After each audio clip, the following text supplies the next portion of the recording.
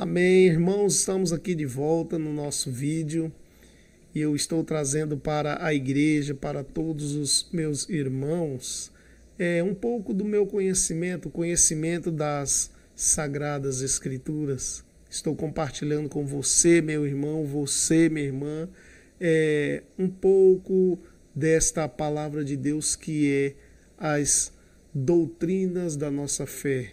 Eu quero que você entenda o que é uma doutrina, o que o que a palavra nos ensina a respeito dessas doutrinas, quais são essas doutrinas. E a doutrina que eu trago para vocês são as doutrinas fundamentais, as principais doutrinas, um pouco desse conhecimento, somente o básico que eu estou passando para os irmãos, para que todos tenham acesso ao conhecimento. Eu busquei esse conhecimento, então agora eu posso compartilhar com os meus irmãos. E que você esteja aproveitando esse conhecimento para buscar também, aprofundar também. Aproveite esta oportunidade, meu irmão. Vamos estudar a palavra de Deus. Eu peço a sua paciência, que você me dê um pouco do seu precioso tempo, esteja comigo nesse vídeo, deixa eu estar contigo, estar com você aí na sua casa, para nós aprendermos da palavra de Deus. Me dá esta oportunidade para assim compartilhar com você desse maravilhoso conhecimento, em nome de Jesus. E vou pedir novamente que você compartilhe esse vídeo com todos os seus irmãos, da sua congregação, da sua igreja. Compartilhe com seus vizinhos, com seus parentes e familiares, em todos os grupos da sua família. Compartilhe, vamos evangelizar essas pessoas através das doutrinas, desses vídeos doutrinários. Vamos passar para as pessoas o conhecimento da palavra de Deus. Faça isso, meu irmão, envie para as pessoas, todas as pessoas, sem restrição alguma. Eu peço que você faça isso. Eu quero expandir esse conhecimento para todas as pessoas, em nome de Jesus. Irmãos, aqui eu quero dar continuidade na doutrina da nova criatura. A nova criatura é uma doutrina que ela essa doutrina é dada através da regeneração. A regeneração é a transformação que o Espírito Santo faz na vida da pessoa. E agora você, dentro dessa doutrina, você precisa saber. O que você precisa saber? Que todos os homens são pecadores. Todos nós somos pecadores. Ah, mas como assim? Você falou que nós somos pessoas santas, salvos, santos. É verdade, somos salvos e somos santos. Só que você é um cristão? Se você é um cristão, então o seu pecado e o meu pecado é um pecado sem intenção. É sem querer. Nós pecamos sem querer, involuntariamente.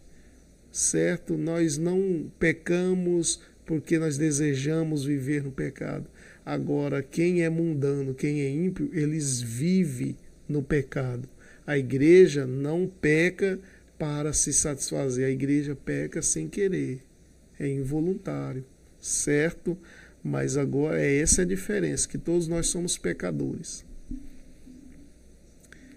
A Bíblia Sagrada nos revela que Deus criou o homem perfeito.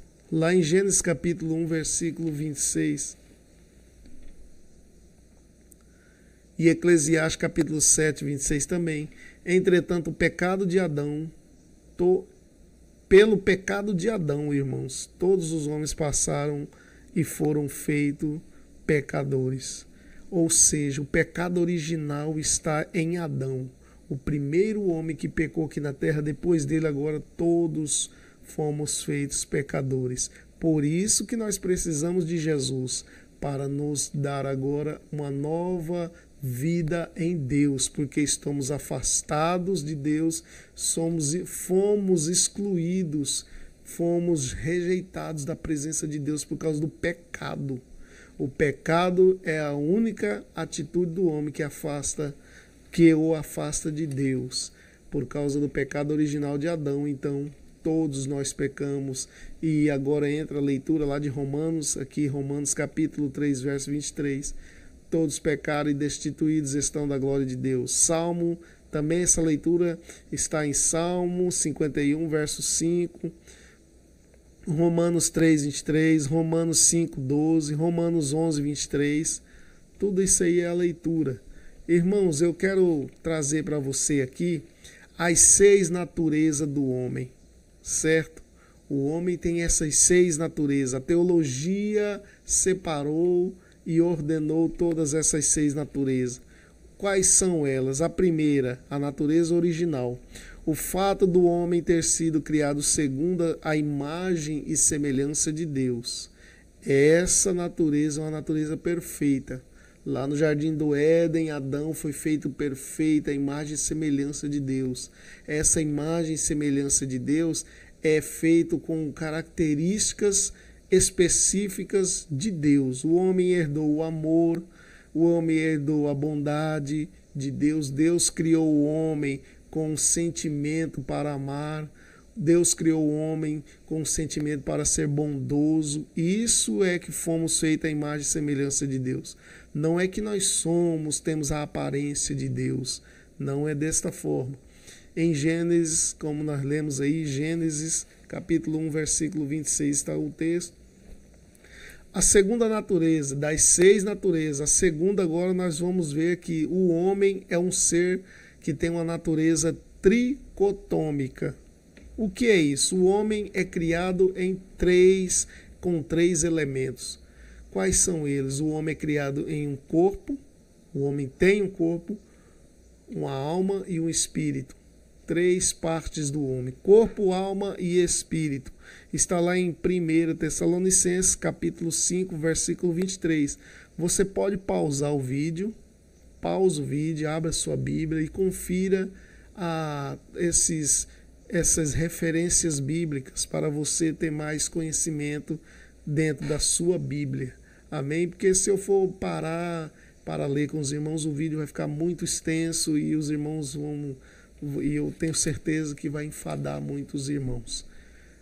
1 Coríntios capítulo 2, verso 11, Hebreus 4, 12, Hebreus 12, versículo 9 e Gênesis 2, versículo 7. Confira na sua Bíblia. Algumas pessoas acreditam, alguns defendem que o homem tem uma natureza dicotômica, só 2 partes. Por quê? Eles acreditam que a alma e o espírito é uma só. Eles têm referência de que a alma e o espírito fazem parte de uma só união, ou é uma só coisa no homem. É um só elemento, né, na verdade. Então nós acreditamos que o homem é tricotômico.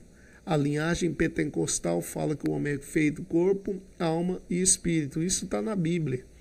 Então eles creem que o homem sendo só corpo e alma, ou só corpo e um espírito, porque a alma e o espírito é um só. Só que nós cremos que ele tem essas 2 faces. A alma está de um lado no homem e o espírito também. Mas é que esses elementos é algo tão misterioso que o homem tem a alma, é onde é gravado. Na alma é gravado todos os sentimentos do homem. Todo o seu psicológico está na alma. Só que do mesmo modo também, bem juntinho, está o espírito do homem. É por isso que eles fazem essa referência de que o homem é dicotômico. Mas nós cremos nessas 3 partes do homem: corpo, alma e espírito. Se você achar que estou indo muito rápido, irmãos, pode diminuir aí a velocidade do vídeo para você entender bem o que eu estou dizendo. Somente pelo sangue de Cristo o homem pode ser redimido. Como assim? Nós fomos feitos pecadores por causa de Adão. E o pecado só é apagado ou encoberto através do sangue. E que sangue é esse? O sangue de Jesus. O sangue de Jesus é que pode perdoar, apagar, aniquilar e cessar com o nosso pecado. por causa do sangue de Jesus. Efésios capítulo 1, verso 7, primeiro carta de João, capítulo 1, versículos 7 e 9, está aí. Está aqui, você pode ir pausando o vídeo e indo lá na sua Bíblia e conferindo, viu, irmãos? A segunda coisa que você precisa saber: os seus pecados foram perdoados.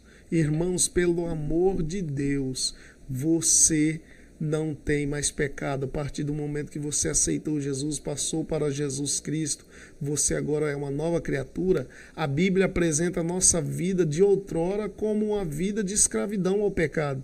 Antigamente vivíamos escravos. Está aí João 8,34, 1 João 3, aí está os versículos. Mas ela também diz que somos servos da justiça. Deus nos tornou justificado, por causa de quê? Por causa do sangue de Jesus Cristo. A partir de agora, o que você era antes de conhecer Jesus não importa. A partir de agora, que você era, isso não importa mais, acabou. O que importa agora é que você é em Cristo hoje, uma nova criatura. Está limpo, você está purificado. Tenha isso em mente, não deixe o inimigo te enganar. Você nasceu de novo. Em seu diálogo com Nicodemos, o príncipe dos judeus, Jesus chamou de novo nascimento aquilo que eu havia trazido para os irmãos. O novo nascimento é a experiência que você vive agora, certo? O apóstolo Paulo falou sobre isso em Efésios capítulo 4, no versículo 20 ao 24, que quando disse que o velho homem, o apóstolo Paulo também fala disso, o novo nascimento, ele fala que o velho homem é que se corrompe pelo pecado e que o homem novo, segundo Deus, é criado em verdadeira justiça e santidade. Pedro também diz que somos feitos participantes da natureza de Deus. O apóstolo Pedro, escrevendo na sua carta, está aqui, ó, 1 Pedro capítulo 1, verso 3 e o versículo 23. Isso a Bíblia chama de ser feito filho de Deus. O apóstolo Paulo também fez menção à gloriosa experiência do novo nascimento em Romanos capítulo 8, versículo 14. E o que você deve praticar? O que você deve praticar? O que nós trazemos aqui nesse estudo? Você deve praticar a leitura diária da Bíblia. Ter acesso à sua Bíblia, ter intimidade com a palavra de Deus, ter aquele conhecimento das Sagradas Escrituras, lendo a sua Bíblia. É através da sua leitura com a sua Bíblia que você vai tendo afinidade com a palavra. Você vai se relacionando com a palavra de Deus. A partir da próxima lição, daremos uma noção de como manusear a Bíblia como livro. Eu quero te passar o que é a Bíblia, como vai funcionar a leitura da Bíblia a partir de agora para você, na sua vida. Encontrar os livros e capítulos com facilidade. Eu quero te mostrar como encontrar cada livro, cada capítulo facilmente. Você vai ajudar você, e eu quero te ajudar também a desenvolver uma leitura satisfatória da santa e inerrante palavra de Deus, bem como compreender alguns detalhes próprios da linguagem empregada por seus escritores. Jesus declarou que o homem vive de toda a palavra que sai da boca de Deus. Está lá em Mateus capítulo 4, versículo 4. E o outro está aqui, Salmos capítulo 1, verso 2, Salmo 119, versículo 11.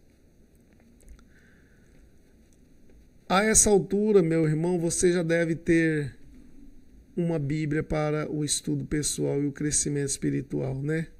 Eu creio que você tem a sua Bíblia. Em nome de Jesus, acompanha os estudos do discipulado com a sua Bíblia.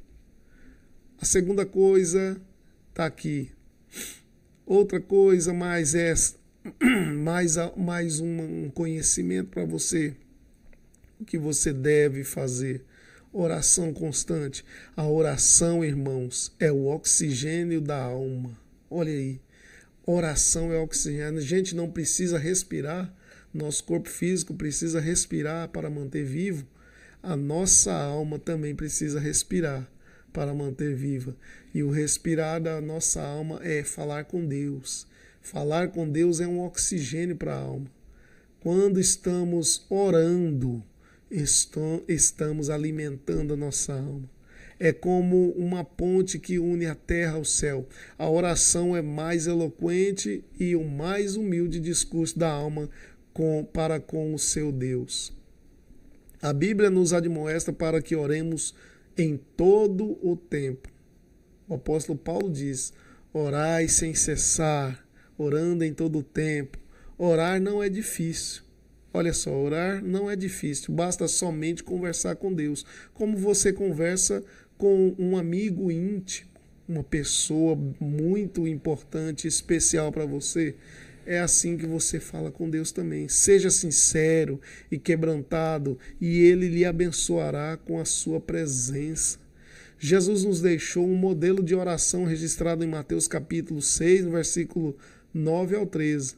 Não se trata de uma oração a ser repetida. A oração, falar com Deus, não é repetida, palavras repetidas todos os dias a mesma coisa, mas é uma relação, é um relacionamento de cada dia você contar para Deus a sua vida, o seu constrangimento, o seu sentimento, se for de alegria, de tristeza, você expor a Deus, é relacionar-se com Deus.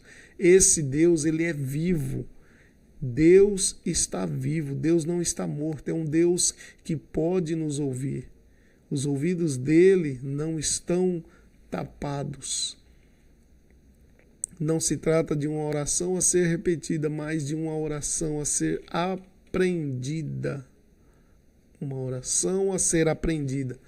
Vida e fidelidade, o que você precisa fazer. Outra, mas aqui vamos vivendo, vamos acompanhando, vivendo em um mundo em que os valores morais e espirituais são tidos em pouca conta. Ou seja, as pessoas não dão a mínima mais para a moral, valor moral. As pessoas são sem educação, mal educados. As pessoas não ligam mais para isso. Nós estamos em um mundo desta forma, irmãos. Deus ainda espera que sejamos fiéis. Contanto, nós, os crentes, servos de Deus, cristãos, Deus conta que nós sejamos fiéis a Ele. Jesus declarou que nós somos o sal da terra e a luz do mundo. Essas duas palavras o crente deve ser. O crente deve ser sal e luz neste mundo. Isso significa que estamos aqui para influenciar o mundo, não para sermos influenciados por ele. Nós é que devemos ditar as regras, o nosso credo, a nossa crença. Terceira parte aqui, a sua experiência em Cristo inclui o que está incluso em conhecer Jesus, em ter comunhão com Ele. É comunhão com os seus irmãos.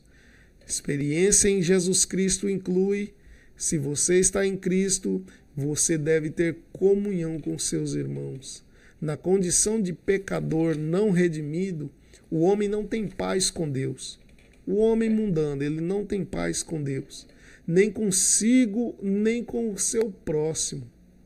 Mas agora aqueles que estão em Cristo, a paz é ofertada. Agora, como uma nova criatura, você foi feito membro de um corpo. Você é um membro de um corpo, a igreja. 1 Coríntios está aqui. 1 Coríntios 12, versículo 12 ao 26. A razão pela qual nos congregamos nos congregamos como igreja é descrito em Hebreus. Congregamos como igreja. Lá em Hebreus capítulo 10, verso 24 e 25. Enquanto membros, mantemo-nos unidos e agregados para estimularmos uns aos outros na fé em Cristo Jesus. É preciso desse aquecimento, dessa comunhão no Espírito, uns com os outros. A igreja é feita por vários membros. Segundo, testemunhar agora de Jesus Cristo. Agora você conhece a Cristo e experimenta a graça de Deus. Através da graça, agora nós herdamos a salvação. Experimentamos a salvação pela graça de Deus. Também deve apresentá-lo às outras pessoas. Você foi salvo e agora você salva as outras pessoas através da palavra de Deus, através de Jesus. Você mostra Jesus para as outras pessoas. Testemunhar de Jesus. O que Jesus fez para você, você agora mostra para o seu irmão, o seu próximo. Note que o homem que foi liberto dos demônios por Jesus, foi por ele estimulado a testemunhar para os seus parentes. Jesus nos ordenou falar dele a todos os povos. A pessoa era liberta e Jesus falava assim: agora você pega e vai e testemunha para a sua família, seus parentes, seus familiares. E assim Deus quer de nós. Deus não quer um cristão exclusivista. Só eu, somente eu, tudo para mim. Deus quer dar para nós e de nós distribuir ao nosso próximo, ao nosso irmão, nosso familiar. Na verdade, o próximo é toda aquela pessoa que ainda não serve a Deus. Entre a igreja somos irmãos, mas o irmão aqui que eu quero dizer pode ser um irmão seu na sua família que não aceitou a Jesus ainda. O batismo com o Espírito Santo. Quem lhe trouxe a Cristo Jesus foi o Espírito Santo, irmão. Só o Espírito Santo é que conduz o homem até Cristo, até a salvação. Então, no momento em que você se rendeu a Cristo, o seu Santo Espírito, o Espírito Santo de Deus, passou a fazer morada em sua vida. Agora ele quer enchê-lo da sua presença para dar-lhe capacidade e poder para servi-lo com fervor e fazer a sua vontade com amor devocional. Mais à frente estudaremos sobre essa grande bênção. Nós vamos estudar sobre o Espírito Santo, o batismo no Espírito Santo. Nova vida. Sua nova vida é uma vida vitoriosa. Você teve vitória. A vida vitoriosa é a promessa de Deus para todos aqueles que nele crê. Promessa de Deus. Você crê é pela fé. Teve fé, acreditou e creu, você tem uma vida vitoriosa. Há uma deslumbrante vida de triunfo em Cristo Jesus reservada para você. Não estamos falando de uma vida fácil, viu, irmãos? Não é facilidade não, mas sim de uma vida de vitória sobre a carne. É vitória sobre a luta, vitória sobre o mundo, vitória sobre o pecado, sobre o sistema mundano, vitória sobre o diabo. Não se assuste com alguns aparentes fracassados. Não se assuste, pessoas fracassaram, eles também nos ensinam o valor da vitória. As pessoas que fracassam, irmãos, essas pessoas é porque elas caíram nas ciladas do blasfemo diabo. Então você que tem a vida vitoriosa, você venceu em Cristo Jesus. E você tendo a vitória na sua vida, você venceu o diabo, você venceu a morte, todas as coisas. Agora você é uma nova criatura. É uma vida abundante. Você é uma vida abundante. Há quem pense que ser cristão é ter uma vida sofrida, amargosa, retrógrada. Engana-se quem assim pensa, porque a Bíblia declara que agora todas as bênçãos espirituais, a Bíblia fala, a Bíblia diz isso, que todas as bênçãos espirituais são derramadas sobre nós por Cristo Jesus, nosso Senhor. Aí está o texto, Efésios capítulo 1, versículo 13. Somos agora igreja de Deus, participantes da vocação celestial. Exerça sua confiança em Deus e desfrute das bênçãos que Ele mesmo derramará sobre a sua vida. A sua vida é uma vida eterna. O ponto mais alto de sua experiência de seguir a Cristo é o privilégio de estar sempre em sua augusta presença. Você pode se alegrar porque está na presença de Deus, bem como desfrutar das benesses dos tesouros do reino vindouro. Você pode ter certeza que tem bênçãos, tem tesouro reservados para você na eternidade. Você é família de Deus, você está agarrado nessa doutrina da salvação, você é uma nova criatura, então agora você pode ter certeza que há um tesouro no céu para você. Leia o que Jesus declara, lá em João, capítulo 17, versículo 24. Irmãos, chegamos aqui à conclusão desse estudo. Isso aqui é maravilhoso, irmãos. É algo que vai além do nosso entendimento. Entender a palavra de Deus enche e preenche a alma, irmãos. Isso aqui alegra a alma, alegra o coração. Eu sei disso.